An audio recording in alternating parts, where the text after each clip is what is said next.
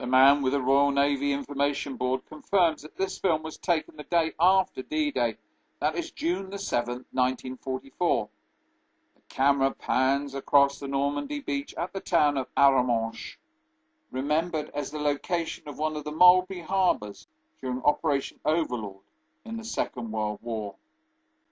The focus of D-Day today is the bravery and self-sacrifice of the men that landed on the beaches, yet a significant contribution was the total surprise achieved by the crossing of the English Channel, codenamed Operation Neptune.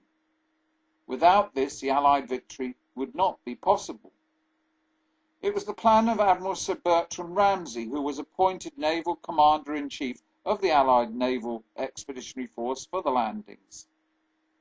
Neptune is described as a never-surpassed masterpiece of planning. Admiral Ramsay was responsible for coordinating and commanding a fleet of almost 7,000 vessels and delivering over 160,000 men onto the beaches of Normandy on D-Day alone. Historians discuss whether Neptune is perhaps overlooked because the commander, Admiral Ramsay, died so soon afterwards when his plane crashed on takeoff en route to a conference with General Montgomery. The film shows the many waves of landing craft approaching Arromanches before we are approached by a US Coast Guard tug. We then run parallel with a paddle steamer with the identification number 4236. She is the Golden Eagle, an anti-aircraft vessel in the follow-up convoy to leave for Normandy. Before the war, she plied her way on the River Thames, and during Dunkirk evacuated 1,751 soldiers. The cameraman then follows a DC-3 Dakota airplane in the distance, towing a Horsa glider low over the water approaching the French coast. They do well to avoid the flotilla of laden landing craft with barrage balloons attached. These balloons were intended not only to protect against enemy aircraft, but to confuse their radar by making the landing craft appear much bigger. There is also a Dido-class cruiser, His Majesty's Canadian ship Sioux, and a second destroyer in the background. We track past Sioux, R-64, riding at anchor.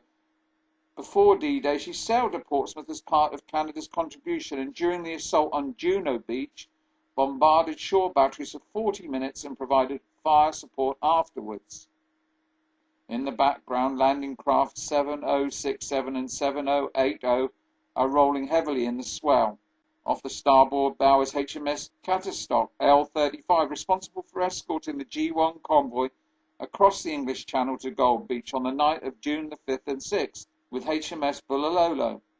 On June the 6th, 44, Bullalolo was the headquarters ship for the landing on Gold Beach, and though she was forced to relocate after receiving incoming fire from the German battery, she remained off the beaches directing the assault. In the film, there's a notable sequence showing the sinking of the first block ship, affectionately known as a gooseberry, the Allen Bank, requisitioned by the Admiralty in April 1940 for conversion to auxiliary anti-aircraft ship.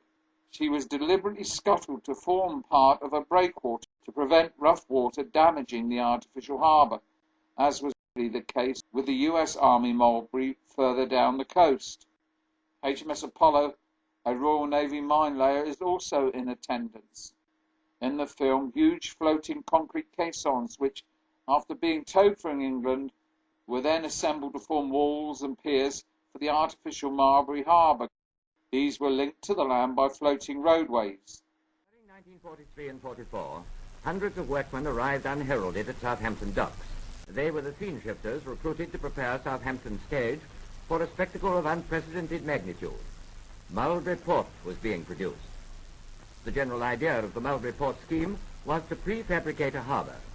Vast pierheads, pierced by mooring columns, were to be linked to the land by floating moles, and protected from the possibility of heavy seas by concrete breakwaters sunk at the required spot.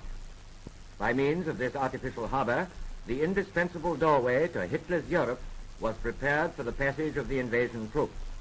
As during the actual invasion the weather was unusually stormy, the importance of the breakwaters mentioned before cannot be overemphasized. The sections were constructed at various places as well at Southampton, assembled at the docks, and towed across the channel with the rest of the Mulberry Port components.